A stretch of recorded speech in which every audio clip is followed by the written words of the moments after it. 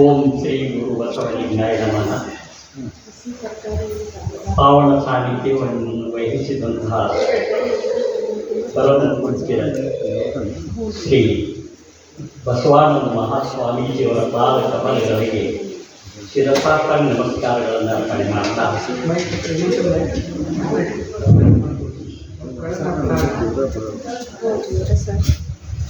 ನನಗೆ ಈ ವೇದಿಕೆಯನ್ನು ಕಂಡಾಗ ಸಂತೋಷದ ಜೊತೆಗೆ ಕನ್ನಡ ನಾಡಿನ ಹೆಮ್ಮೆಯ ಪುತ್ರರಾದಂತಹ ಬಸವಾನಂದ ಶ್ರೀಗಳ ಅವರಿಗೆ ಮತ್ತು ಅವರ ಪರಿಚಯವನ್ನು ಸುದೀರ್ಘವಾಗಿ ಮಾಡಿದರು.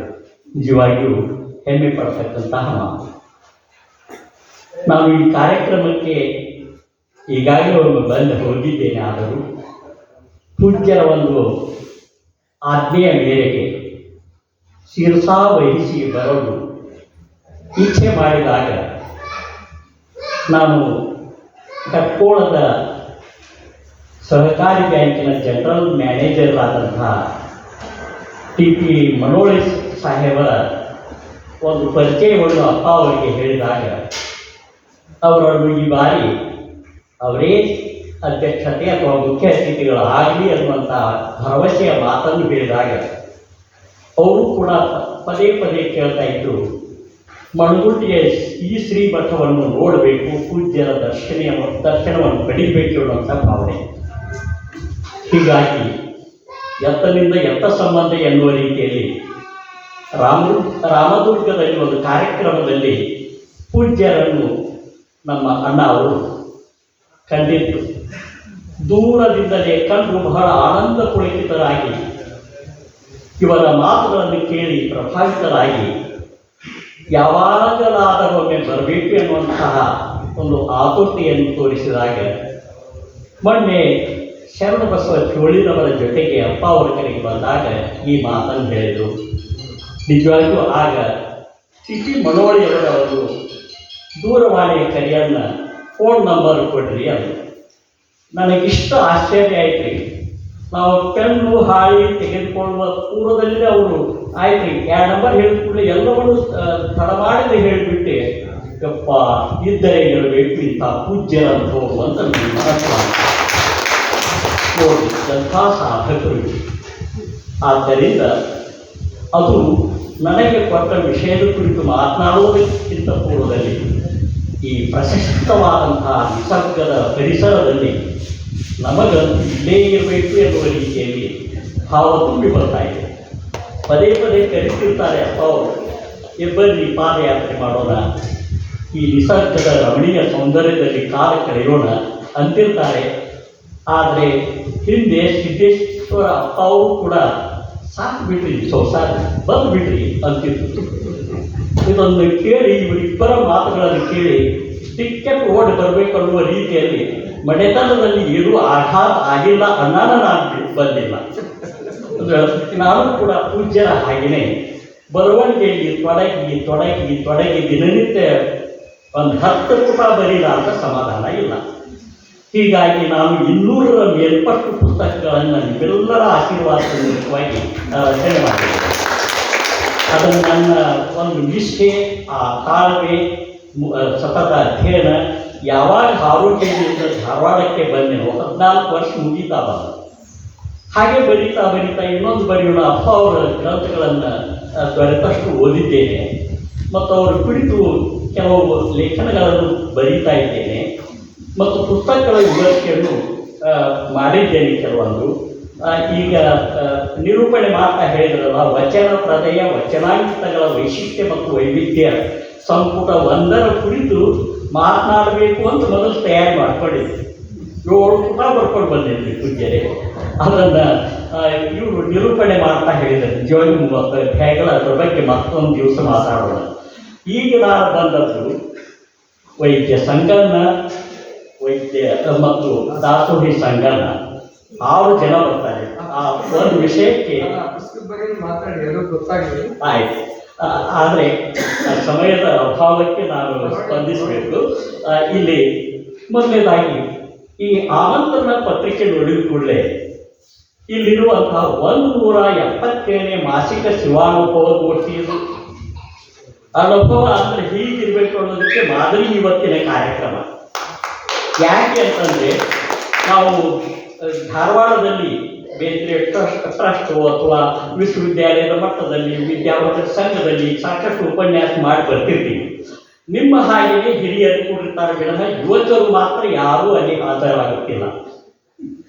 ಈ ಕಾರ್ಯಕ್ರಮ ಮಾಡೋದು ಎದರ ಸಲುವಾಗಿ ನಾನು ಪದೇ ಪದೇ ಹೇಳ್ತಿರ್ತೀನಿ, ಯುವಶಕ್ತಿ ಬರಬೇಕು. ನೀವು ತಲೆ ಬೆಳಗಾದವರು ಇದ್ದಿನ ಮ್ಯಾಲ ಹೋಗವರು. ಆದ್ರೆ ನಾವು ಹೇಳ್ತೀವಿ ಆ ಅನುಭವದ ಮಾತುಗಳಲ್ಲಿ ಯುವಶಕ್ತಿ ಕೇಳಿ ಈ ದೇಶವನ್ನು ಈ ನಾಡನ್ನು ಕಟ್ಟಬೇಕಾಗಿದೆ ಅವರು. ಆದ್ದರಿಂದ ಪ್ರಾರಂಭದಲ್ಲಿ ನಾನು ನಮ್ಮ ದೇಶ ರಕ್ಷಣೆ ಮಾಡ್ತಕ್ಕಂಥ ವೀರ ಯೋಧರಿಗೆ ಮೊದಲು ನನ್ನ ಶರಣಾರ್ಥಿಗಳನ್ನು ಅರ್ಪಣೆ ಮಾಡಿ. ಈ 177ನೇ ಮಾಸಿಕ ಶಿವ ಅನುಭವ ಗೋಷ್ಠಿ ಈ ಶರಣ ದಾಸೋಹದ ಸಂಗಣ್ಣವರ ಮಹೋತ್ಸವದ ನಿಮಿತ್ತವಾಗಿ ನೀವೆಲ್ಲ ಇಲ್ಲಿ ಸೇರಿದ್ದೇವೆ.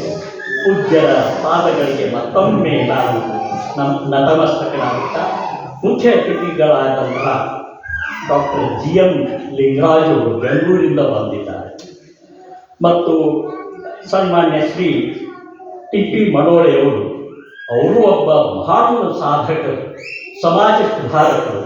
ಅವರ ಊರು ಕಟ್ಕೋಳು ಕೋಆಪರೇಟಿವ್ ಬ್ಯಾಂಕ್ 7 ಶಾಖೆಗಳನ್ನು ಪ್ರಾರಂಭ ಮಾಡಿದಂಥ ಪುಣ್ಯಾತ್ಮ. ಅವರು ಜನರಲ್ ಮ್ಯಾನೇಜರ್ ಆಗಿ ನಿವೃತ್ತಿ ಹೊಂದಿ ಸದ್ಯ 80 ವರ್ಷಗಳು ನಡೀತಾ ಇದೆ. ಇವರ ಮನೆಗೆ ಇವರ ತಂದೆ ತಾಯಿಗಳ ಒಂದು ಸೇವೆ, ಅವರ ಅನುಗ್ರಹದ ಮೂಲಕವಾಗಿ ಸುಮಾರು 100ರ ಮೇಲ್ಪಟ್ಟು ಎಲ್ಲ ಮಹಾಸ್ವಾಮೀಜಿಗಳು ಅವರ ಮನೆಗೆ ಬಂದಿದ್ದಾರೆ. ಅವರ ಮನೆಯ ದಾಸೋಹವನ್ನು ಅನ್ನಪ್ರಸಾದವನ್ನು ಸೇವನೆ ಮಾಡಿದ್ದಾರೆ. ಪರಪ್ಪ ಮತ್ತು ಬಸಮ್ಮನವರ ವರಪುತ್ರ ಆದಂತಹ ಜ್ಯೇಷ್ಠ ಪುತ್ರರು TP ಮಡೋಳೆಯವರು. ಹೀಗಾಗಿ ಅವರು ಎಷ್ಟು ಆದರಾತ್ಯ ಗೌರವ ಭಾವನೆ ಅವರನ್ನು ಕಂಡು ನಿಮಗೆ ಆಗದೇ ಇರೋದು. ವಿನಯದ ಸಾಕಾರ ಮೂರ್ತಿಗಳವರು. ಹೀಗಾಗಿ ಅವರು ಈ ಒಂದು ಕಾರ್ಯಕ್ರಮಕ್ಕೆ ಮುಖ್ಯ ಅತಿಥಿಗಳಾಗಿ ಬಂದಿದ್ದಾರೆ ಅಂದರೆ ಅಂದಮೇಲೆ ಅವರ ಕುರಿತು ನಾನು ಶರಣ ಸಂಪದ ಎನ್ನುವಂಥ ಒಂದು ಪುಸ್ತಕವನ್ನು ಕೂಡ ಬರೆದಿದ್ದೇನೆ. ಹೀಗಾಗಿ ಎಷ್ಟು ಮಠಾಧೀಶರು ಅವರ ಮನೆಗೆ ಬರ್ತಾರೆ ಅಂತಂದ್ರೆ ಎಲ್ಲರಿಗೂ ಅವರ ತಾಯಿಯವರಂಥ ಅನ್ನಪೂರ್ಣೇಶ್ವರಿ ಅಂತಲೇ ಕರಿಬೇಕು, ಪೂಜ್ಯರೇ ಕರೆದಿದ್ದಾರೆ. ಅವರ ಮೂಲ ಹೆಸರು ಬಸಮ್ಮನವರಾದರೂ ಕೂಡ ಅನ್ನದಾಸೋಹಕ್ಕೆ ಎತ್ತಿದ ಕೈ ಇಡೀ ನಮ್ಮ ಬೆಳಗಾವಿ ಜಿಲ್ಲೆಯಲ್ಲಿ ಅಷ್ಟೇ ಅಲ್ಲ, ಕರ್ನಾಟಕ ರಾಜ್ಯದಲ್ಲಿನೇ. ಇವರ ಕಿರಿಯ ಸಹೋದರ ಒಬ್ಬರು ಮೊನ್ನೆ ಪತ್ರಪ್ಪನವರು ಕೋವಿಡ್ದ ಸಂದರ್ಭದಲ್ಲಿ ಲಿಂಗೈಕ್ಯರಾದರು. ಅವರು ಕೂಡ ರಾಜಕಾರಣದಲ್ಲಿ ಪ್ರವೇಶ ಮಾಡಿ ಜಿಲ್ಲಾ ಪರಿಷತ್ತಿನ ಸದಸ್ಯರಾಗಿ ಕೆಲಸ ಮಾಡಿದವರು. ಇವರ ತಂದೆ ತಾಯಿ ಪರಪ್ಪ ಮತ್ತು ಬಸವನವರು 50 ವರ್ಷ ಬಾಳುವೆ ಸಂಸಾರದ ಜಂಜಾಟದಲ್ಲಿ ತೊಡಗಿ ಇಲ್ಲಿ ಉಳಿದ 50 ವರ್ಷ ಸಮಾಜ ಸೇವೆಗಾಗಿಯೇ ಮೀಸಲಿಟ್ಟಂತ ಇವರ ತಂದೆ ತಾಯಿಗಳು. ಯಾಕೆ ಈ ಮಾತನ್ನು ಹೇಳ್ತೀನಿ ಅಂತಂದರೆ, ಅವರು 50 ವರ್ಷ ಲೋಕಲ್ ಕಟ್ಕೋಳ ಎಜುಕೇಷನ್ ಸೊಸೈಟಿಯನ್ನು ಕೇಂದ್ರೀಯ ತರಹ ಹುಟ್ಟು ಹಾಕಿದವರು ಇವರ ತಂದೆ ತಾಯಿಗಳೇ. ಹೀಗಾಗಿ 100 ವರ್ಷ ಬಾಳಿದವರು ಇಬ್ಬರು. ಅವರ ನಂಟು ನಮ್ಮ ನಂಟು ಮೊದಲಿನಿಂದ ಬಿಚ್ಚಲಾರದ ಗಂಟು ಎನ್ನುವ ರೀತಿಯಲ್ಲಿ ನಡೆದುಕೊಂಡು ಬಂದಂಥ ಒಂದು ವ್ಯಕ್ತಿತ್ವ ಅವರದಿದೆ. ಹೀಗಾಗಿ ಅವರ ಬಗ್ಗೆ ಇನ್ನೂ ಸಾಕಷ್ಟು ಹೇಳುವುದಿದೆ. ಆದರೂ ಸೌಜನ್ಯದ ಸಾಕಾರ ಮೂರ್ತಿ ಅವರು. ಅಂಥವ್ರು ಮುಖ್ಯ ಅತಿಥಿಗಳಾಗಿ ಬಂದದ್ದು ನನಗೆ ತುಂಬ ಹೆಮ್ಮೆ ಮತ್ತು ಸಂತಸ ತಂದಿದೆ. ಅವರ ಜೊತೆಗೆ ನಮ್ಮ ಬಾಳಯ್ಯ ಸ್ವಾಮಿಯವರು ಎಲ್ಲಿರ್ತಾರೆಯೋ ಅಲ್ಲಿ TP ಮುನ್ನೋಳೆಯವರು ಇರ್ತಾರೆ. ಇಬ್ಬರು ಎಷ್ಟು ಆತ್ಮೀಯ ಸ್ನೇಹಿತರು ಅಂತಂದರೆ ಯಾವುದೇ ಕಾರ್ಯಕ್ರಮ ಇರಲಿ ಅಲ್ಲಿ ಹಾಜರಾಗ್ತಕ್ಕಂಥ ವ್ಯಕ್ತಿತ್ವ ಆ ಪೂಜ್ಯರು. ನಿಜಾಚರಣೆ, ಮಂಗಲ ಕಾರ್ಯಕ್ರಮ ಇತ್ಯಾದಿ ಕಾರ್ಯಕ್ರಮಗಳಿಗೆ ತಪ್ಪದೇ ಹೋಗ್ತಾರೆ ಆ ಪೂಜ್ಯರು. ಅವರನ್ನು ಕೂಡ ನಾನು ಈ ಸಂದರ್ಭದಲ್ಲಿ ನೆನೆಯುತ್ತಾ, ವೇದಿಕೆಯ ಮೇಲಿರುವ ಈ ತುಂಬೂರು ಗುದ್ದಿ ದಂಪತಿಗಳು ಏನು ಪುಣ್ಯಾತ್ಮರು ಇವರು. ಇಬ್ಬರು ಚಾರ್ಟರ್ಡ್ ಅಕೌಂಟೆಂಟ್ ಲೆಕ್ಕ ಪರಿಶೋಧಕರನ್ನು ಕೊಡುಗೆಯಾಗಿ ಕೊಟ್ಟಂತಹ ಪುಣ್ಯಾತ್ಮರು ಇವ್ರ ಮನೆಗೂ ಸಾಕಷ್ಟು ಬಾರಿ ಹೋಗಿದ್ದೀನಿ. ಇಳಕಲ್ ಸಂಪ್ರದಾಯದ ಒಂದು ಶರಣ ಮಹೋತ್ಸವದಲ್ಲಿ ಯಾವತ್ತೂ ಪಾಲ್ಗೊಂಡು ಕೆಲಸ ಮಾಡ್ತಕ್ಕಂಥ ವ್ಯಕ್ತಿತ್ವ ಹೊಂದಿದವರು ಶರಣರು. ಅಂತಹ ಶರಣರನ್ನು ಕೂಡ ನಾನು ನೆನೆಯುತ್ತಾ, ಮತ್ತು ಒಬ್ಬರು ಪ್ರಶಸ್ತಿ ವಿಜೇತರು ಮತ್ತು ಕಾರ್ಯಕ್ರಮ ನಿರೂಪಣೆ ಮಾಡುವವರು ಇನ್ನು ಮ್ಯಾಲೆ ನನ್ನ ಮಾತು ಒಂದು 2 ತಾಸರ ಮಾತಾಡ್ತೀನಿ. ಇದು ಬರೀ ಪರಿಚಯಾತ್ಮಕ ಹೇಳಿಕೆಯಾಗಿದೆ. ಆದರೆ ಪೂಜ್ಯರು ಏನು ಅವರ ವಿದ್ವತ್ತರ ಬಗ್ಗೆ ಎಷ್ಟು ಮಾತಾಡಿದ್ರು ಕಡಿಮೆ, ನಿರೂಪಕ ಹೇಳಿದ್ದಾರೆ. ಆದರೂ ನಾನು ಅವ್ರ ಬಗ್ಗೆ ಯಾಕೆ ಕಳಕಳಿ ಕಣಿಕರ ಬರ್ತದೆ ಅಂತಂದ್ರೆ, ಅವರು ಏನು ಈ ಪುಸ್ತಕವನ್ನು ಓದಿ ನಾನು ಅದರ ಜೊತೆಗೆ ಒಳ್ಳೆಯ ಕೆಲಸ ಮಾಡಿದ್ದಾರೆ ಪೂಜ್ಯರು. ಕೊನೆಗೆ ಒಂದು 5-6 ಪುಟದಷ್ಟು ಅವರ ಪರಿಚಯವನ್ನು ಕೊಟ್ಟು ಬಹಳ ಉಪಕಾರ ಮಾಡಿರಿ ಪೂಜ್ಯರೇ. ನಿಜವಾಗಿ ನಿಮ್ಮ ವ್ಯಕ್ತಿತ್ವದ ರೂಪರೇಷೆ ಆ 5 ಪುಟಗಳನ್ನು ಓದಿಬಿಟ್ರೆ ಸಾಕು. ನಾವು ಖಂಡಿತವರು ಕೂಡ ಏನಾದರೂ ಸಾಧನೆ ಮಾಡಬೇಕು ಅನ್ನೋದಕ್ಕೆ ಆ ಪೂಜ್ಯರೇ ಸಾಕು. ಆ ಮೊಬೈಲ್ ನಂಬರ್ ನಾವು ಹಿಡಿದಿಟ್ಕೊಳ್ಳುವಾಗ ಇನ್ನೂ ನಾನು ಹೇಳೋದರಲ್ಲಿ ಸೋತೆ ವಿನಃ ಅವರೇನು ಸೋಲಿಲ್ಲ. ನೋಡ್ರಿ, ಕಣ್ಣರಿಯದಿದ್ದರು ಕರುಳು ಅರಿಯದೆ ಎನ್ನುವ ರೀತಿಯಲ್ಲಿ ಮಾತೃ ಹೃದಯವು. ಹೀಗಾಗಿ ಅವರ ಕುರಿತು ಒಂದು 2 ಮಾತುಗಳನ್ನು ಹೇಳಿ ಮುಂದಿನ ವಿಷಯ ನಿರೂಪಣೆಗೆ ಬರ್ತೀನಿ. ಮಾತನಾಡೋದಂತೂ ಸಾಕಷ್ಟಿದೆ. ನಾನಂತೂ ಗಟ್ಟಿಯಾಗಿ ಬಂದೀನಿ, ತಾವು ಕೂಡ ಗಟ್ಟಿ ಆಗ್ತೀರಿ. ಪ್ರಸಾದದ ವ್ಯವಸ್ಥೆ ಕೂಡ ನಮ್ಮ ಇಲ್ಲಿ ಮಣಗುಂಡಿಯ ಸಹೋದರರು ಮಾಡಿದ್ದಾರೆ ಮತ್ತು ಇವರು ಮಾಡಿದ್ದಾರೆ. ಅದನ್ನು ನೋಡ್ರಿ, ನನಗೆ ಅನಿಸಿದ ಮಟ್ಟಿಗೆ ಆ ಹೊಟ್ಟೆಯ ನೈವೇದ್ಯಕ್ಕಿಂತಲೂ ನೆತ್ತಿಯ ನೈವೇದ್ಯ ಮೂಲ ಅಂತ ನಾನು. ಯಾಕೆಂತಂದರೆ ಜ್ಞಾನ ಇತ್ತು ಅಂತಂದರೆ, ಜ್ಞಾನದ ಶಿಸ್ತು ಇತ್ತಂದರೆ ಏನಾದರೂ ಸಾಧನೆ ಮಾಡಲಿಕ್ಕೆ ಸಾಧ್ಯ ಇದೆ. ವಿಜ್ಞಾನಿಗಳು ಬಂದಿದ್ದಾರೆ ಬೆಂಗಳೂರಿಂದ ಪೂಜ್ಯರು. ನೋಡ್ರಿ, ಅವರ ಸಾಧನೆ ನಾನೇನೋ ಓದಿ ಬರಹ ಬರೆದು ಪ್ರಾಧ್ಯಾಪಕ ವೃತ್ತಿ ಮಾಡಿದ್ದೀನಿ, ಬರೀತೀನಿ, ಓದ್ತೀನಿ, ಆ ಮಾತು ಮೇಲೆ ನನ್ನ ಸಾಧನೆ 2 ಕಾಲಷ್ಟು ಅಲ್ಲ. ಎಷ್ಟೋ ವೈಜ್ಞಾನಿಕ ತಾಂತ್ರಿಕವಾಗಿ ಎಂಜಿನಿಯರ್ಗಳು ಡಾಕ್ಟರ್ಗಳು ಏನೆಲ್ಲ ಮಾಡಿದಂತಹ ಸಾಧನೆಗೆ ಒಂದು ಬೆಲೆ ಕೊಡ್ತಕ್ಕಂತಹ ಒಂದು ಸ್ಥಳ ಯಾವುದಾದ್ರೂ ಇದ್ದರೆ ಧಾರವಾಡದ ಕೇಂದ್ರದಲ್ಲಿ ಈ ಮಣಗುಂಡಿ ಪೀಠ. ಆದ್ದರಿಂದ ನಿಸರ್ಗ ಚಿಕಿತ್ಸೆಗಾಗಿ ನನ್ನ ಆತ್ಮೀಯ ಹಿರಿಯ ಮಿತ್ರರಾದಂತಹ ಡಾಕ್ಟರ್ SR ಗುಂಜಾಳ್ ಅವರು ಮತ್ತು ಶಾಂತಾದೇವಿ ಗುಂಜಾಳ್ ಅವರು ನಿಸರ್ಗದ ಚಿಕಿತ್ಸೆಗಾಗಿ ಈಗ 8 ವರ್ಷದಿಂದ ಇಲ್ಲಿ ಬಂದಿದ್ದರು. ಎಷ್ಟು ವ್ಯವಸ್ಥೆ ಇದೆ.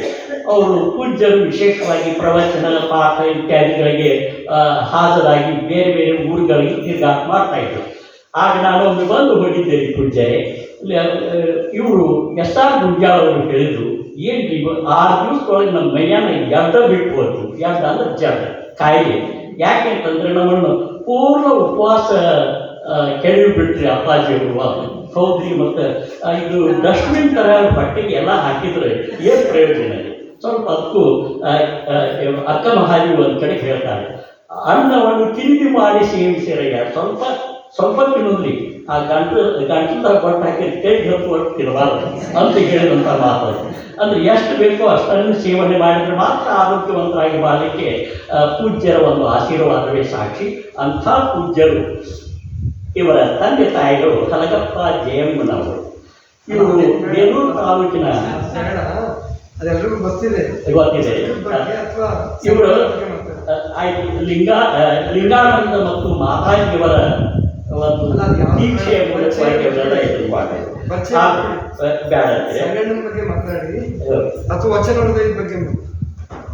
ಹೀಗೆ ಇವರ ಸಾಧನೆಯ ಕೃತಿಗಳ ಬಗ್ಗೆ ಕೂಡ ಹೇಳಿದರು. ಅವರು ಒಂದು ಪ್ರಕಾಶನ ಸಂಸ್ಥೆಯನ್ನು ಕಟ್ಟಿ ಇಷ್ಟೆಲ್ಲ ಕಾರ್ಯಗಳನ್ನು ಮಾಡ್ತಾ ಇದ್ದಾರಲ್ಲ, ಮೆಚ್ಚುವಂತಹ ಮಾತು. ಎಂಥ ವಿಶ್ವವಿದ್ಯಾಲಯದ ಪ್ರಾಧ್ಯಾಪಕನೂ ಕೂಡ ಮಾಡಲಾರದಷ್ಟು ಕೆಲಸವನ್ನು ಪೂಜ್ಯರು ಮಾಡ್ತಾ ಇದ್ದಾರೆ.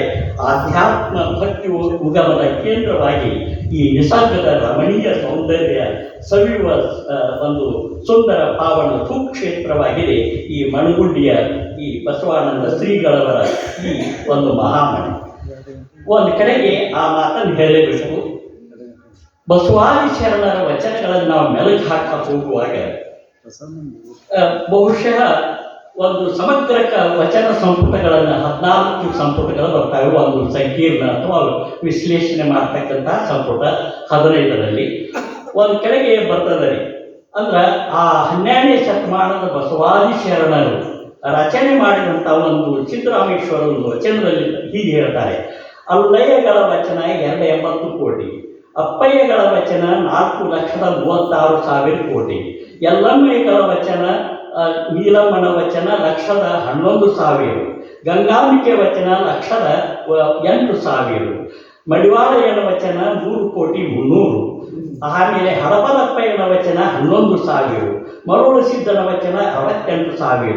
ಇಂತಪ್ಪ ಈ ಶ್ರೀ ಸಿದ್ದರಾಮೇಶ್ವರರ ವಚನದ ಪ್ರಕಾರ ಒಟ್ಟು ವಚನಗಳ ಸಂಖ್ಯೆ 5,56,300 ಅಂತ ಹೇಳ್ತಾರೆ.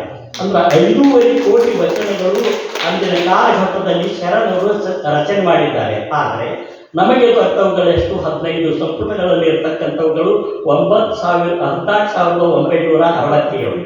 ಆ ಬಸವೋತ್ತರ ಯುಗದಲ್ಲಿ 7,033, ಅಂದರೆ ಕೇವಲ 22,000 ವಚನಗಳು ಮಾತ್ರ. 5.5 ಕೋಟಿ ವಚನಗಳು ನಮಗೆ ಸಿಕ್ಕಿದ್ರೆ ಎಷ್ಟು ಗಾತ್ರದಲ್ಲಿ ಪಾತ್ರದಲ್ಲಿ ಈಗಾಗಲೇ ಇಷ್ಟೇ ಇದ್ರೂ ಕೂಡ ವಿಶ್ವ ಸಾಹಿತ್ಯಕ್ಕೆ ಕೊಟ್ಟಂತಹ ಕೊಡುಗೆ ಈ ವಚನ ಸಾಹಿತ್ಯ ದೊಡ್ಡದು ಅಂತ ಈಗಾಗಲೇ ಸಾರಲಾಗಿದೆ.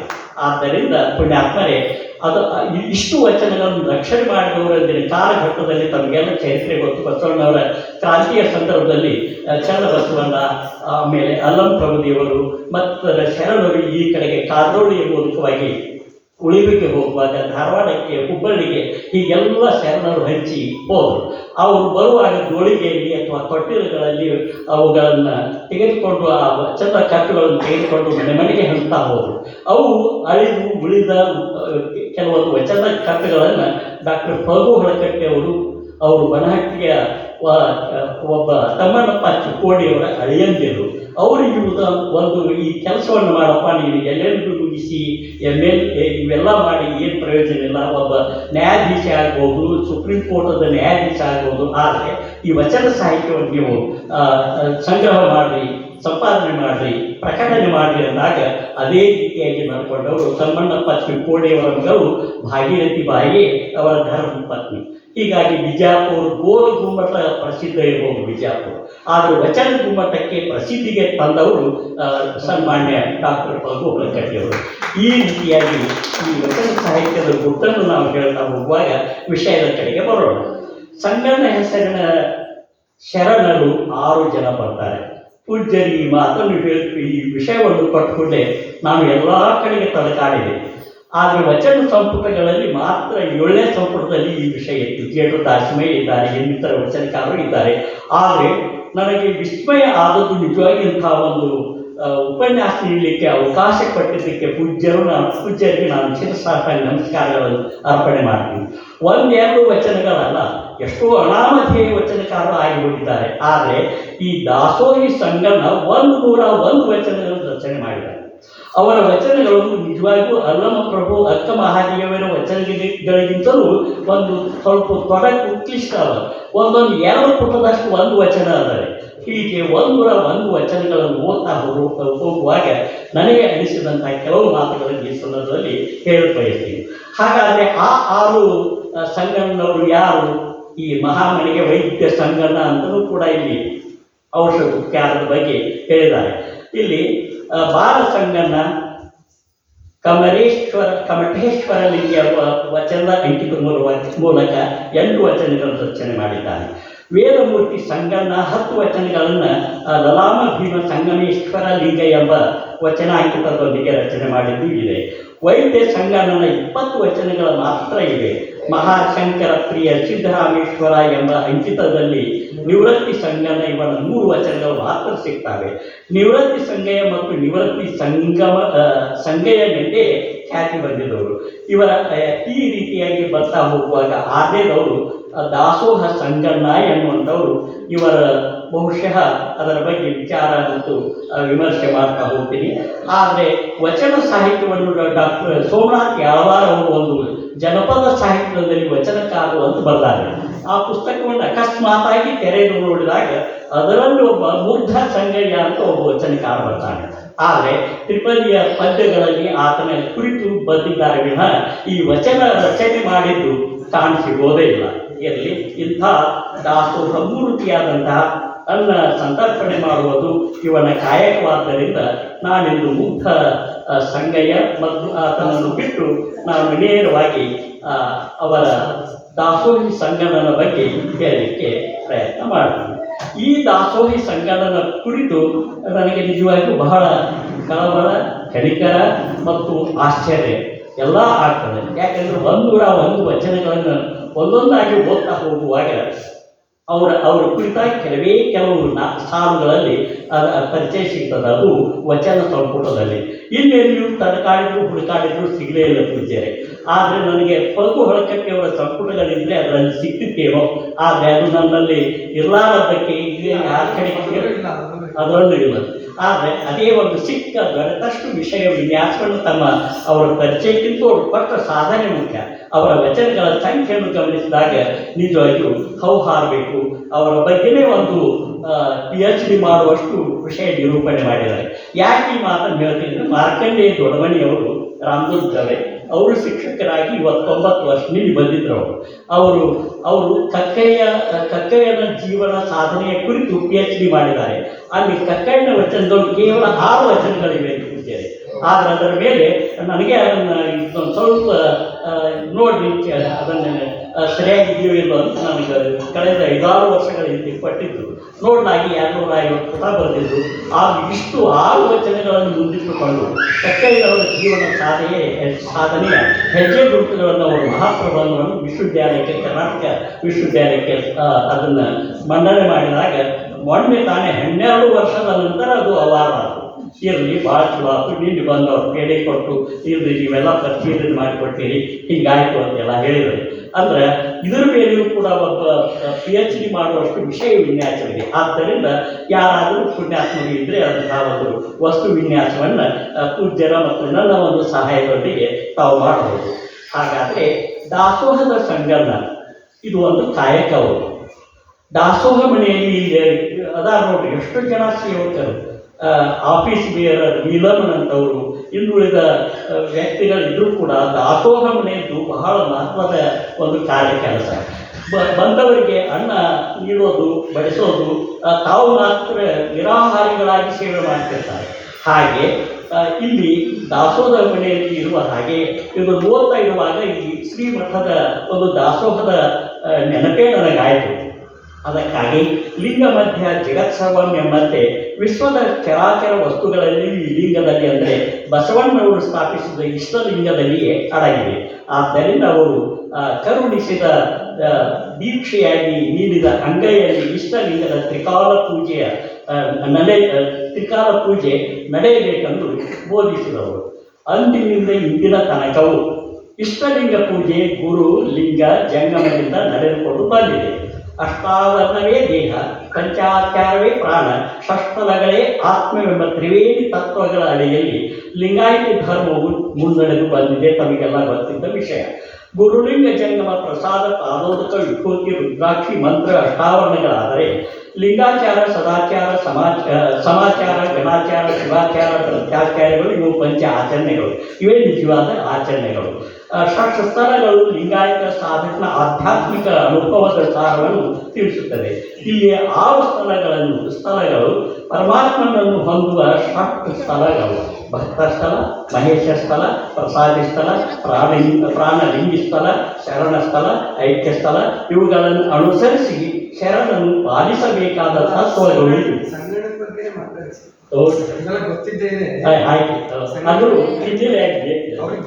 ಈ 3 ತತ್ವಗಳ ಸಿದ್ಧಾಂತದ ಅಡಿಯಲ್ಲಿ ಇವರು ಈ ರೀತಿಯಾಗಿ ಹೇಳ್ತಾ ಹೋಗ್ತಾರೆ. ಅದರ ಒಂದು ಕಡೆಗೆ ಬಸವಣ್ಣವರು ಹೇಳಿದ ಹಾಗೆ ಉಳ್ಳವರು ಶಿವಾಲಯ ಮಾಡುವರು ನಾನೇನು ಮಾಡಲಿ ಬಡವಣೆಯ ಎಂಬಂತೆ ಇಲ್ಲಿ ದೇಹ ನಾವು ಸುಖವಾಗಿಟ್ಟುಕೊಳ್ಳಬೇಕಾದ್ರೆ ವಚನಗಳು ಇದು ಕ್ಲಾಸ್ ಅಲ್ಲ.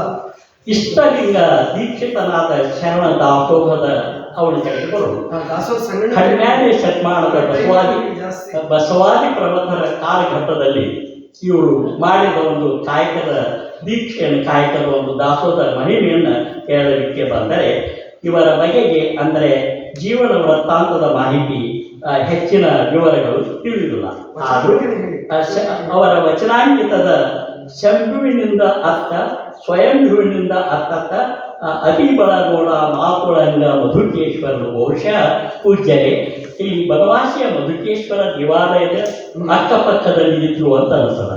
ಯಾಕಂದರೆ ಮಧುಕೇಶ್ವರನ ಅಂಕಿತವನ್ನಿಟ್ಟುಕೊಂಡು ಇಷ್ಟೆಲ್ಲ ವಚನಗಳನ್ನು ಇವರು ರಚನೆ ಮಾಡಿದ್ದಾರೆ. ಮೇಲೆ ಯಾವ ರೀತಿಯಾಗಿ ಆ ಗುರುತಡಿಯಿಂದ ಅಲ್ಲಮ್ಮ ಪ್ರಭು ಇತ್ಯಾದಿ ಶರಣರು ಕಲ್ಯಾಣದ ಕಡೆಗೆ ಹೋದ್ರಲ್ಲ, ಹಾಗೆ ಇವರು ಕೂಡ ಹೋಗಿರಬೇಕು ಅಂತ ನನ್ನ ಒಂದು ಊಹೆ ಅಪ್ಪಾಜಿ.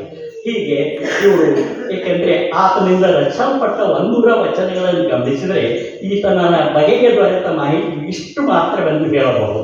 ಅಂದರೆ ಡಾಕ್ಟರ್ ಎಸ್ ವಿದ್ಯಾಶಂಕರ್ ಅವರು ಇಷ್ಟು ಈ ಮಾಹಿತಿಯನ್ನು ಕೊಟ್ಟದ್ದರಿಂದ ಇದನ್ನು ನಾನು ವ್ಯಕ್ತಪಡಿಸಿದೆ. ಹಾಗಾದರೆ ಇವರು ಈ ವಚನಗಳ ತಾತ್ವಿಕ ಚಿಂತನೆಗಳೇ ಅವುಗಳ ಚರ್ಚೆ ಮುಖ್ಯವಾಗಿದೆ ಇಲ್ಲಿ. ಇವರು ಲಿಂಗಾಯತ ಧರ್ಮದ ತಾತ್ವಿಕ ವಿವರಣೆಯನ್ನು ಹೇಳುವ ಅನೇಕ ವಚನಗಳಲ್ಲಿ ಬರುವುದರಿಂದ ಇವನ ವಚನಗಳು ಶ್ರೀಸಾಮಾನ್ಯನ ಗ್ರಹಿಕೆಗೆ ಸುಲಭವಾಗಿ ಒಳಗಾಗಲಾರವು.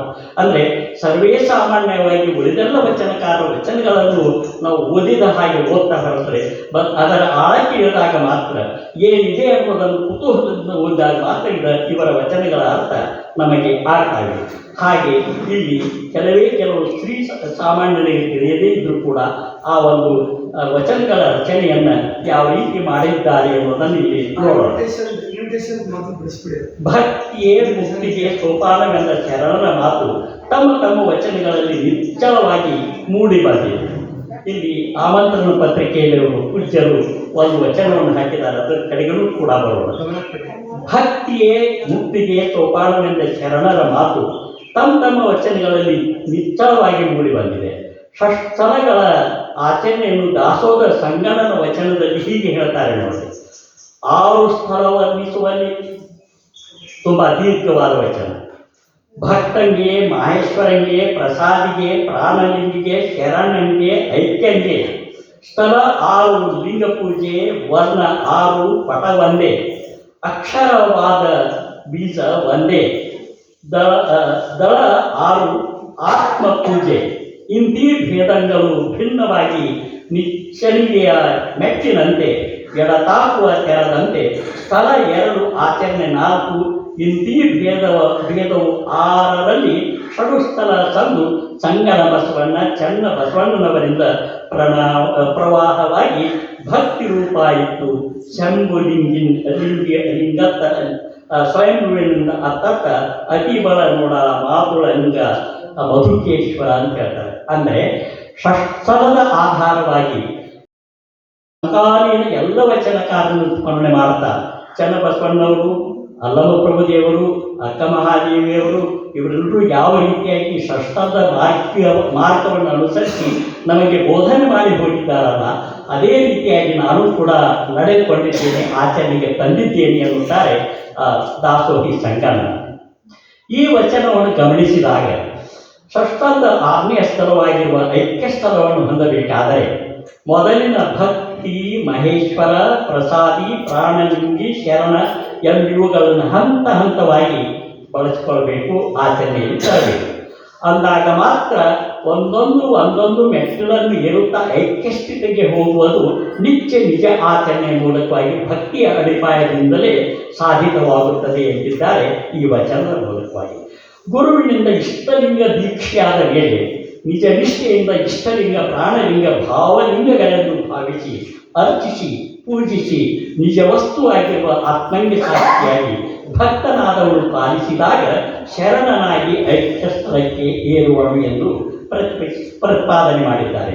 ತನ್ನ ಕಮಲದಲ್ಲಿ ಹುಟ್ಟಿದ ಶಿಶುವಿಗೆ ಶಿವಜ್ಞಾನದಿಂದ ಬಂದ ಶಿಷ್ಯಂಗೆ ಶಿವ ಶ್ರದ್ಧೆ ಮತ್ತು ಭಕ್ತಿಯ ಮೋಹ ಹೀಗಿರಬೇಕೆಂದು ದಾಸೋಹ ಸಂಗಣ್ಣ ಹೇಳಿಕೆಯನ್ನು ಕೊಡುತ್ತಾರೆ ಈ ವಚನದ ಮೂಲಕವಾಗಿ. ಹೀಗೇನೆ ನಿಜ ಭಕ್ತನಾದವನ ಹೊತ್ತು ಗುರಿ ಏನು ಅನ್ನುವುದಕ್ಕೆ ಮತ್ತೊಂದು ವಚನದಲ್ಲಿ ಅವರು ಶರಣರು ಹೇಳ್ತಾರೆ. ಉಪೇಕ್ಷೆ ಉಳ್ಳನಕ್ಕ ಭಕ್ತನಲ್ಲ, ಯಾವಾಗಲೂ ಉಪೇಕ್ಷೆ ಮಾಡಬಾರದು.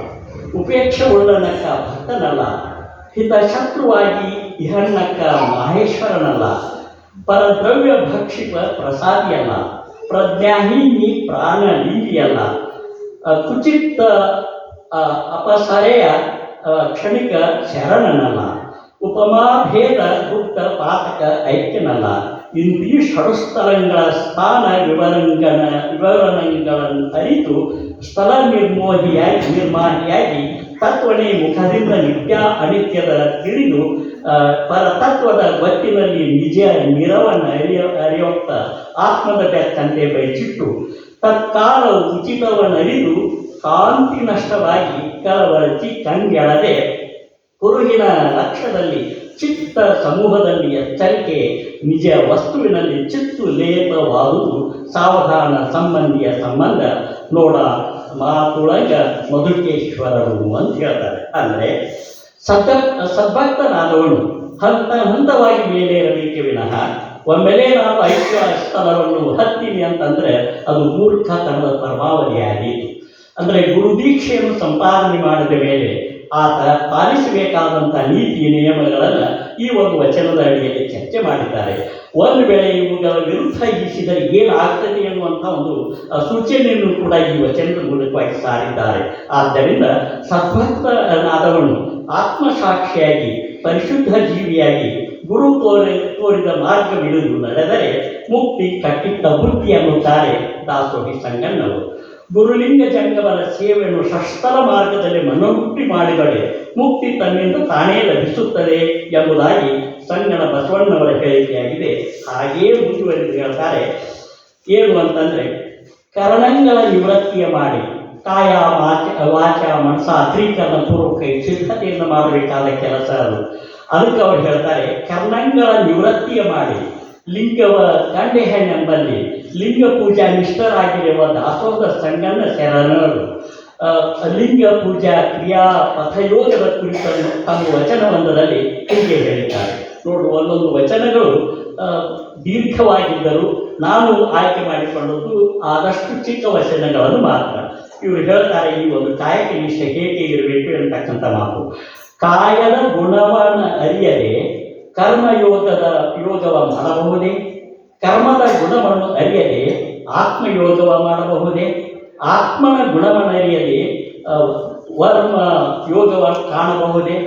ನೀರಿನಿಂದಲಾದ ಕೆಸರ ನೀರಿನಿಂದಲೇ ತೊಳೆವಂತೆ, ಮುಳ್ಳು ಮುಳ್ಳಿನಿಂದಲೇ ಕಳೆವಂತೆ, ಕರ್ಮದಿಂದ ಸತ್ಕರ್ಮ, ಮರ್ಮದಿಂದ ನಿಮ್ಮ ನಿಜ ಮರ್ಮವನ್ನು ತಿಳಿದು ಸೂಜಿಯ ಮಣೆ ದಾರದಂತೆ ಇದು ಲಿಂಗ ಒಳಗೂಡಿದ ಕ್ರಿಯಾಪಥ ಯೋಗ ಎಂದು ಮಾತೊಳಗ ಮಧುಕೇಶ್ವರ ಎಂಬ ಮಾತನ್ನು ಹೇಳ್ತಾರೆ. ಅಂದರೆ ಲಿಂಗ ನಿಷ್ಠೆಗೆ ಸಹಜವಾಗಿ ಗುರುದೀಕ್ಷೆ ಪಡೆದ ಮೇಲೆ ಆತ ನಿಷ್ಠನಾಗಿರಬೇಕು ಕಾರಣ.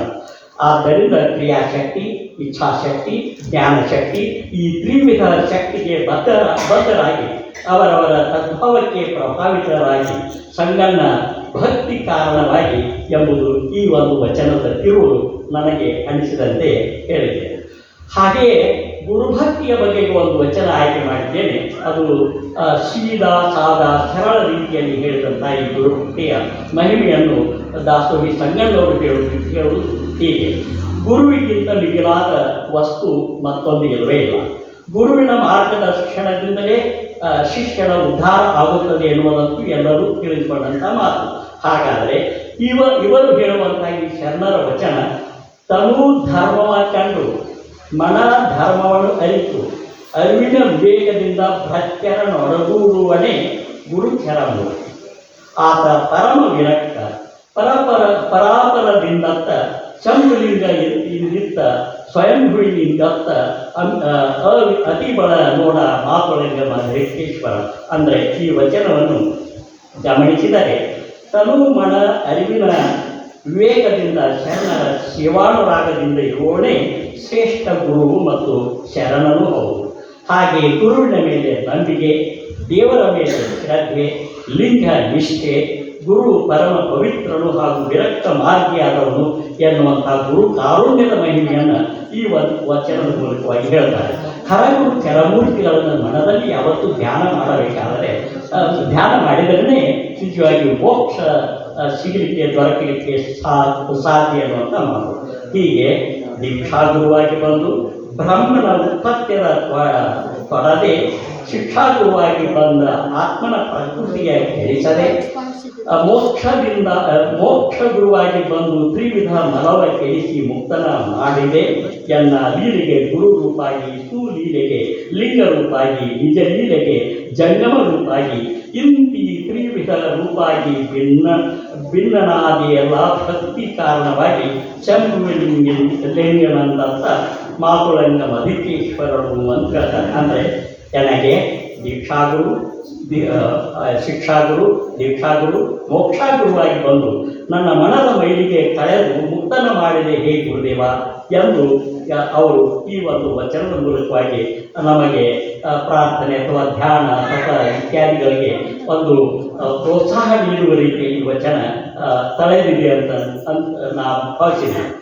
ಇನ್ನೊಂದೆರಡು ವಚನಗಳ ಮೂಲಕವಾಗಿ ಈ ದಾಸೋಹ ಸಂಗಮದ ಕುರಿತಾಗಿ ನಾನು ತಿಳಿದಿದ್ದು ಹೇಗೆ ಭಕ್ತಿ ತತ್ವದಿಂದ ಭಕ್ತಿ ರೂಪ ನೋಡ್ರಿ, ಕೇವಲ ಭಕ್ತಿಯೇ ಒಂದು ಮೋಕ್ಷಕ್ಕೆ ಮೂಲ ಕಾರಣ ಅಂತೀವಿ.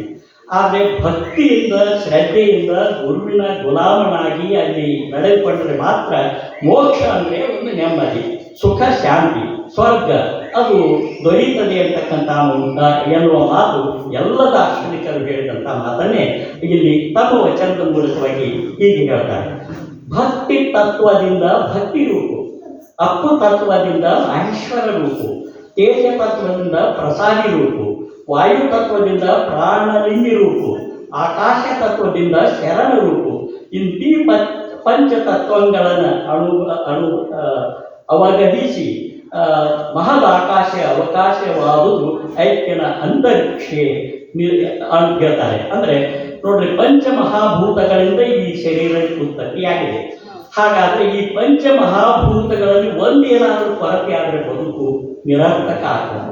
ಆದ್ದರಿಂದ ಕಾಯ ವಾಚ ಮನಸ ಪರಿಶುದ್ಧ ಜೀವಿಯಾಗಿ ಶರಣ ಧರ್ಮವನ್ನು ಪಾಲನೆ ಮಾಡಿ ಗುರುವಿನ ದೀಕ್ಷೆಯನ್ನು ಪಡೆದ ಮೇಲೆ ಭಕ್ತಿಯಿಂದ ನಡೆಯಬೇಕು. ಪ್ರಸಾದ ಸೇವನೆ ಮಾಡಬೇಕಾದ್ರೆ ಗುರುವಿಗೆ ನಾವು ನಮಿಸಬೇಕು, ಗುರುವಿನ ಧ್ಯಾನ ಮಾಡಬೇಕು. ಹೀಗೆ ಈ ಆಕಾಶ ತತ್ವ, ತೇಜ ತತ್ವ, ವಾಯು ತತ್ವ, ಭಕ್ತಿ ತತ್ವ ಇವೆಲ್ಲ ಪಂಚಮಹಾಭೂತಗಳಿಗೆ ನಾವು ಅರ್ಪಣೆ ಮಾಡಿ ನಾವು ಸೇವನೆ ಮಾಡಬೇಕೆನ್ನುವಂಥ ಸಿದ್ಧಾಂತ. ಹೇಗೆ ಮೌನದಲ್ಲಿ ನುಂಬುದು ಆಚಾರವಲ್ಲ ಅಂತ ಬಸವಣ್ಣವರು ಹೇಳಿದ್ದಾರಲ್ಲ, ಹಾಗೆ ದೇವರು ಇದೆಲ್ಲವನ್ನು ಕೊಟ್ಟಿದ್ದಾನೆ. ಇದನ್ನು ಬಹುಶಃ ನಾವು ಏನು ತಿಳ್ಕೊತೀವಿ ಅಂತಂದರೆ, ಇದನ್ನು ನಾನೇ ದುಡಿಲಿ, ಈ ಮಣಿ ನಾನೇ ಕಟ್ಸಿಲಿ, ಇದನ್ನೆಲ್ಲ ನನ್ನದೇ ಹೊಲ ನನ್ನದೇ ಮಣಿ ಎನ್ನುವಂಥ ಭಾವನೆ ಬರಲೇಬಾರದು. ನಮಗೆ ದುಡಿಯುವ ಅವಕಾಶವನ್ನು ಆ ಪರಮಾತ್ಮ ಕೊಟ್ಟಿದ್ದಾನೆ. ಪಂಚಮಹಾಭೂತಗಳಿಂದ ರಚನೆಗೊಂಡಂತಹ ಈ ಒಂದು ದೇಹ ಪಂಚಭೂತಕ್ಕೆ ಸೇರುವಂತಹದ್ದು. ಮಣ್ಣಿಂದ ಬಂದ ಕಾಯ ಮಣ್ಣಿಗೆ ಹೋಗಬೇಕು, ಆದರೆ ಅರ್ಥ ಮಾಡಿಕೊಂಡು ಬದುಕಬೇಕು ಅಂತಕ್ಕಂಥ ಸಿದ್ಧಾಂತವನ್ನು ಇಲ್ಲಿ ಪಂಚಮಹಾಭೂತಗಳ ಅಡಿಯಲ್ಲಿ ನಾವು ಯಾವ ರೀತಿಯಾಗಿ ಇರಬೇಕು ಅಂತಕ್ಕಂಥ ಮಾತನ್ನು ಈ ವಚನದ ಮೂಲಕವಾಗಿ ಹೇಳ್ತಾರೆ. ಹೀಗೆ ಪಂಚಮಹಾಭೂತಗಳಿಂದ ಉತ್ಪತ್ತಿಯಾದ ಈ ದೇಹ ಇದನ್ನು ಹಾಳು ಮಾಡಿಕೊಳ್ಳಬೇಕೆಂದು ಉಪದೇಶದ ಅಮೃತವನ್ನು ಈ ವಚನದಲ್ಲಿ ಉಣಬಡಿಸಿದ್ದಾರೆ. ಇವರ ವಚನದ ಇನ್ನೊಂದು ಪ್ರಮುಖವಾದಂಥ ಮಾತು, 64 ಶೀಲ, 52 ನಿಯಮ, 30 ನಿತ್ಯ ಕೃತ್ಯ, 6 ಸ್ಥಳದೊಳಗಾದ ಆಚಾರ, 25 ರೂಪದೊಳಗಾದ ಒಂದು ತತ್ವ, ಇಂತಿವರೊಡನಾಡಿಯಲ್ಲಿ ಸತ್ಯಕ್ಕೆ ತಕ್ಕ ಸಾಮರ್ಥ್ಯದಲ್ಲಿ ನಿಶ್ಚಯಿಸಿ ನಡೆಯನ್ನು ಲಿಂಗ ಧಾರಣ ಮಾಡುವುದು. ಇದು ಗುರು ದೀಕ್ಷಾ ನಿರ್ವಾಹ ಶಂಭುಲಿಂಗದತ್ತ ಮಾತುಲಿಂಗ ಮಧುಕೇಶ್ವರ. ಅಂದರೆ ಗುರು ದೀಕ್ಷೆಯನ್ನು ಪಡೆದುಕೊಂಡ ಮೇಲೆ ಸ್ವಯಂಭೂವಿನಿಂದ ದೊಡ್ಡದಲ್ಲಿ ಅದನ್ನು ಸಂಕ್ಷೇಪ ಮಾಡಿದೆ. ಗುರು ದೀಕ್ಷೆ ಪಡೆದುಕೊಂಡ ಶಿಷ್ಯರು ಪಾಲಿಸಬೇಕಾದ ನಿಯಮ ತತ್ವಗಳು ಈ ವಚನದಲ್ಲಿವೆ. ಹೀಗೆ ದಾಸೋಹದ ಸಂಗಮನ ಗುರುವಿನ ಮಹತ್ಯವನ್ನು ಅರಿತುಕೊಂಡು ತನ್ನ ಶುದ್ಧ ಮನಶುದ್ಧ ಭಾವಶುದ್ಧದಿಂದ ಅಷ್ಟಾವರಣ ಪಂಚಾಚಾರ ಷಟ್ಸ್ಥಲಗಳನ್ನು ಆಚರಿಸಿದವನು ಆ ಪುಣ್ಯಾತ್ಮ. ಆದ್ದರಿಂದ ಈತನೊಬ್ಬ ಎಲೆಯ ಮರೆಯ ಫಲ ಪುಷ್ಪದಂತೆ ಬಾಳಿ ಶರಣ ಧರ್ಮದ ಪ್ರಚಾರಕರಾಗಿ ಮುನ್ನಡೆದು ತನ್ನ ಜೀವನವನ್ನು ಸಾರ್ಥಕ ಮಾಡಿಕೊಂಡವನೆಂದು ನನ್ನ ಓದಿನ ಮಿತಿಯಲ್ಲಿ ಈ ಮಾತನ್ನು ಹೇಳಿದ್ದೇನೆ. ತಮಗೆಲ್ಲರಿಗೂ ಶರಣಾರ್ಥಿಗಳು. ಪುಣ್ಯಾತ್ಮನನ್ನು ನೆನೆಯುವಂಥ ಒಂದು ಅವಕಾಶವನ್ನು ಪೂಜ್ಯರು ಒದಗಿಸಿಕೊಟ್ಟದ್ದಕ್ಕೆ ಇನ್ನೂ ಸಾಕಷ್ಟು 100 ವಚನಗಳನ್ನು ಹೇಳಲಿಕ್ಕೆ ಅಂತೂ ಸಾಧ್ಯವೇ ಇಲ್ಲ. ಆದರೂ ಕೂಡ 5-6 ವಚನಗಳ ವಿಶ್ಲೇಷಣೆ ನನ್ನ ಮತಿಗೆ ಹೊಡೆದಷ್ಟು ಹೇಳಿದ್ದೇನೆ ಅನ್ನುವಂಥ ಮಾತು. ಆದರೂ ಕೂಡ ಇಲ್ಲಿ ಪೂಜ್ಯರ ಒಂದು ಓದಿನ ವ್ಯಾಪ್ತಿ ಇವೆಲ್ಲ 52 ತತ್ವಗಳು 25 ಅವೆಲ್ಲ ಬರ್ತಾವಲ್ರಿ. ಅದನ್ನು ಸಾಧಕರಲ್ಲಿ ಅವುಗಳನ್ನು ನಾವು ಕೇಳಬೇಕು. ಅದ್ರ ಬಗ್ಗೆ ಸಾಕಷ್ಟು ಬರ್ತಾರೆ. ಇವರು ಇಲ್ಲಿ ಏನು ಹೇಳಿದರೆ ವಚನ ಪದಯ ಚಿರಾಂಕಿತಗಳ ವೈಶಿಷ್ಟ್ಯ ಇಷ್ಟು ಸೊಗಸಾಗಿ ಬರ್ತಾರೆ. ಅವರ ಒಂದು ಚರಿತ್ರೆಯ ಅಮೃತವನ್ನು ಪ್ರಾರಂಭದಲ್ಲಿ ಹೇಳಿದ್ದಾರೆ. ಆಮೇಲೆ ವಚನಗಳ ವಿಶಿಷ್ಟತೆಯನ್ನು ಎತ್ತಿ ಹೇಳಿದ್ದಾರೆ. ಬಹುಶಃ ಆ ಪುಸ್ತಕವನ್ನು ತಾವು ದಯವಿಟ್ಟು ನಿರೂಪಕರು ಹೇಳಿದ್ರಲ್ಲ, ಕೊಂಡು ಓದ್ರಿ, ಕೊಂಡಾಡ್ರಿ, ಅಂದರೆ ಅದನ್ನು ತಿಳ್ಕೊಳ್ಳಿಕ್ಕೆ ಪ್ರಯತ್ನ ಮಾಡಿರಿ.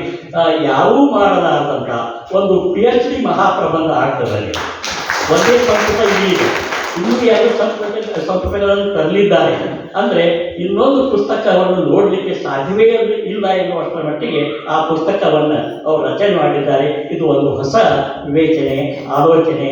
ಯಾವ PhD ಅರ್ಹತೆ ಪಡೆದಂತಹ ವಿಶ್ವವಿದ್ಯಾಲಯ ಪ್ರಾಧ್ಯಾಪಕ ಕೂಡ ಅವರ ಈ ಒಂದು ಕೆಲಸಕ್ಕೆ, ಈ ಒಂದು ಗ್ರಂಥಕ್ಕೆ ನಿಜವಾಗಿ ನತಮಸ್ತಕರಾಗಬೇಕು ಅಂತ ಹೇಳ್ತಾ ಪೂಜ್ಯ ಬಸವಾನಂದ ಸ್ವಾಮೀಜಿಯವರ ಈ ಒಂದು ಕ್ರಿಯಾಶೀಲತೆ ಮತ್ತು ಅವರ ಓದಿನ ನೋಡ್ರಿ, ನಾನು ಒಂದು 2 ವರ್ಷ ದೋಗ್ಡೆಯವರು ನಾನು ಕುಳ್ಕೊಂಡು ಒಂದು ಸಹನ ಅಂಧ ಮಕ್ಕಳ ಒಂದು ಇದನ್ನು ನಡೆಸ್ತಾ ಇದ್ದೀವಿ.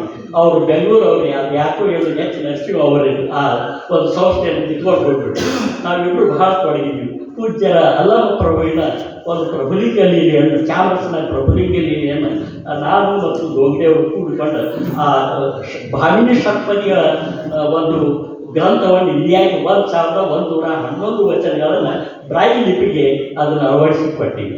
ಮತ್ತು ಅವರ ಆಶೀರ್ವಾದದ ಮೂಲಕವಾಗಿ ಒಂದು ಬೆಳಕು ಅಂತ ಪತ್ರಿಕೆಯನ್ನು ನಾವು ಕಂಡಿದ್ದವ್ರಿಗೆ ಯಾವ ಪತ್ರಿಕೆಯನ್ನು ಓದಿ ನಾವು ಸವಿಬಹುದು. ಆದರೆ ಆ ಅಂಧ ಮಕ್ಕಳಿಗಾಗಿ ಶಾಲಾ ಕಾಲೇಜುಗಳಿಗೆ 2 ವರ್ಷ ಪೂಜ್ಯರು ನಾವು ಕೂಡಿಕೊಂಡದನ್ನು ನಡೆಸಿದ್ವಿ. ಪೂಜ್ಯರ ಲೇಖನಗಳು ಬಹಳ ಸೊಗಸಾಗಿ ಬರ್ತಿದ್ವು.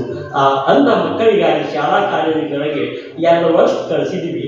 ಅವರು ಅದನ್ನು ತಗೊಂಡು ಹೋಗೋಣ ನಾವು ಬಹಳ ಹಳಲೆ ಪೂಜ್ಯರನ್ನು ವಿನಂತಿ ಮಾಡಿಕೊಂಡೆ, ಹೋಗಿ ಬಿಡ್ರಿ, ಅವ್ರ ಹೆಸರಲ್ಲೇ ಅದಾದ್ರು, ನಾವು ಅದನ್ನು ಬೇಕಾದರೆ ಹೊಸದನ್ನು ಹುಟ್ಟು ಹಾಕೋಣ ಇರಲಿ ಅಂತೇಳಿ ಅದು. ಅಂದರೆ ನಿಜವಾಗಿ ಏನಾದರೂ ಒಂದು ಇಂಥ ಕ್ರಿಯಾಶೀಲತೆ ಐತಿ ಅಂತಂದ್ರೆ ಅಂಧ ಮಕ್ಕಳ ಸಲುವಾಗಿ ಹಗಲಿರೂ ಅವರು ವಿಚಾರ ಮಾಡ್ತಿರ್ತಾರೆ. ಅಂಥ ಪೂಜ್ಯರು ಇಂಥ ಒಂದು 20 ವರ್ಷಗಳಲ್ಲಿ ಈ ಒಂದು ಶ್ರೀಮಠವನ್ನು ಸಲಗಾಯಿ ಅನ್ನುವಂಥ ಪುಣ್ಯಾತ್ಮ ಇದನ್ನು ಮೂಲದಾನ ಮಾಡ್ಯಾಂತಂತಂದರೆ ಅವ್ರಿಗೂ ಕೂಡ ಒಂದು ವೇದಿಕೆ ಮೂಲಕವಾಗಿ ನಾನು ಹೇಳ್ತಾ ಈ ಒಂದು ಅವಕಾಶವನ್ನು ಮಾಡಿಕೊಟ್ಟಿದ್ದಕ್ಕೆ ಇನ್ನೂ ಆ ಪುಸ್ತಕದ ಬಗ್ಗೆ ಮಾಡ್ತಾ ಹೊರತಾಗೆ 1 ಗಂಟೆ ಕಾಲ ತಗೊಳುತ್ತೆ. ಇನ್ನೊಂದು ಬೇಕಾದ್ರೆ ಮಾಡೋದಂತೆ. ನಿಜವಾಗಿ ಅವರ ಒಂದು ಜ್ಞಾನದ ಕ್ಷಿತಿಜ ಇಡೀ ಪ್ರಪಂಚದ ತುಂಬೆಲ್ಲ ಹರಡ್ತಾ ಇದೆ.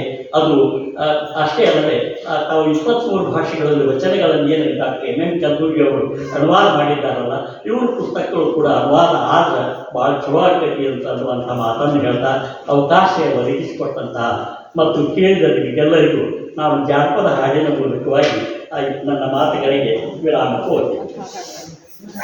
ಆದವ ನಮ ಜೋಳ ಉಳಿದವ ನಮ ಹಾಡನು, ಆದವ ನಮ ಜೋಳ ಉಳಿದವ ನಮ ಹಾಡನು, ಈಗ ಸಾಕವ್ವ ನಿನ ಕಲ್ಲ, ಈಗ ಸಾಕವ್ವ ನಿನ ಕಲ್ಲ ಕೈಯಾನ, ಈಗ ಸಾಕವ್ವ ನಿನ ಕಲ್ಲ ಕೈಯಾನ, ಹಾಕಿದ ಉಂಗುರ ಸವೆದಾವ, ಹಾಕಿದ ಉಂಗುರ ಸವೆದಾವ, ಆದ ಕಲ್ಲಿಗೆ ಶರಣು ಗೋಧಿ ಕಲ್ಲಿಗೆ ಶರಣು, ಆದ ಕಲ್ಲಿಗೆ ಶರಣು ಗೋಧಿ ಕಲ್ಲಿಗೆ ಶರಣು, ಓಂ ನಾಮ ಶಿವಗ ಶಿವ ಶರಣು, ಓಂ ನಾಮ ಶಿವಗ ಶಿವ ಶರಣು ಮಲಯ, ಓಂ ನಾಮ ಶಿವಗ ಶಿವ ಶರಣು ಮಲಯ, ಕೂಡಿದ ಜನರಿಗೆ ಕೇಳಿದ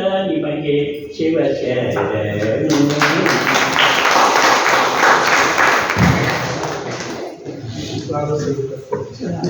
ರವಿ ಕಾಣತನ್ನು ಕವಿಗಂಡನೆಂಬ ಹಾಗೆ ಜ್ಞಾನಾಮೃತ ನೀಡಿದಂತಹ ಮಾತೃ ಹೃದಯ ಹೊಂದಿದಂತಹ ಹಿರಿಯ ಸಾಹಿತಿಗಳಿಗೆ ಧನ್ಯವಾದಗಳು. ಈಗ ಪೂಜ್ಯರಿಂದ ಹಿರಿಯ ಸಾಹಿತಿಗಳಿಗೆ ಸನ್ಮಾನ. ಓಂ ಶ್ರೀ ಗುರು ಬಸವಲಿಂಗಾಯ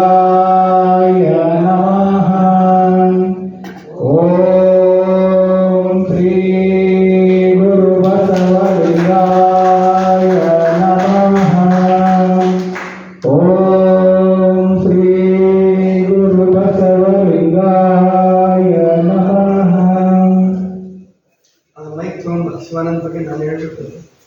ಶಿವಾನಂದ ಕೊಡೋಣ ಹಾ. ಸನ್ಮಾನ ಮಾಡ್ಬೇಡಿ. ಈಗ ದಾಸೋಹಿಗಳಾದಂತಹ ಶ್ರೀಮತಿ ಫಕೀರವ್ವ ಬಸಪ್ಪ ಅಂಗಡಿ